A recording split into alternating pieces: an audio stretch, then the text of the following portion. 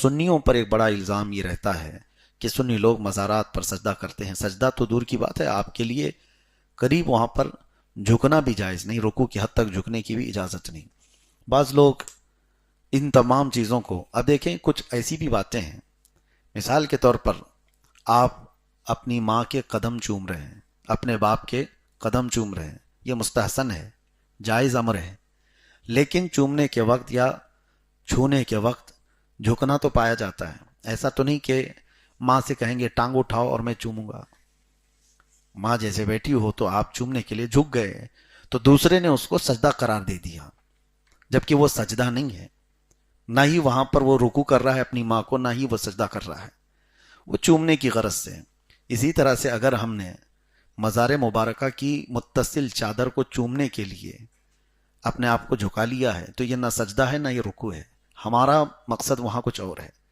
ہم کسی متبرک چیز کو اگر بوسہ دے رہے ہیں تو اس بوسہ دینے کے لیے اگر جھکنا پایا گیا ہے، مثال کے طور پر کسی بڑے عالم دین کے لیے آپ جب ہاتھ کا بوسہ لینا چاہتے ہیں تو کیسے بوسہ لیں گے؟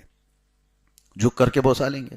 دوسرا دیکھنے والا یہ کہے گا کہ اس نے تو ان کو رکوع کر دیا، اس نے پیر صاحب کے سامنے رکوع کر دیا. جھکنا تو پایا جاتا ہے، جبکہ ہاتھ کا چومنا یہ صحابہ اکرام سے ثابت ہے. حضرت عبداللہ ابن عباس رضی اللہ تعالیٰ عنہ، حضرت ابی بن کعب رضی اللہ تعالیٰ عنہ، ان صحابہ اکرام کے معمولات میں سے یہ حدیث میں موجود ہے کہ انہوں نے، صحابہ اکرام نے دست بوسی کی ہے، ہاتھ کو چوما ہے. تو یہ کسی کے دست بوسی کرنا، مصافحے کے بعد ہاتھ چومنے کے لیے اگر جھکنا پایا گیا تو یہ کیا ہے؟ رکوع ہے؟ رکوع نہیں. ہاں اگر یوں ہی کوئی آ رہا ہے اس کی تعظیم میں آپ جھک گئے، یہ رکوع کی حد تک جھکنا اس طرح سے، یہ ناجائز و حرام ہے. جیسے بادشاہوں کے آنے کے وقت ان کے وزراء جھک جایا کرتے ہیں، اس طرح کا جھکنا جائز نہیں ہے شریعت محمدیہ میں. ہاں آپ ہاتھ چومنے کے لیے جو جھک رہے ہیں تو وہاں رکوع مقصد نہیں ہے، بلکہ آپ دست بوسی کر رہے ہیں، ہاتھ کو چومنا چاہ رہے ہیں. اسی طرح ماں کے قدموں کے لیے ہوا، یا باپ کے قدموں کے لیے، یا پھر کسی مزار مبارکہ سے متصل کسی چادر کو آپ چوم رہے ہیں، تو اس کا مطلب یہ نہیں ہے کہ وہ رکوع کر رہے ہیں یا پھر سجدہ کر رہے ہیں.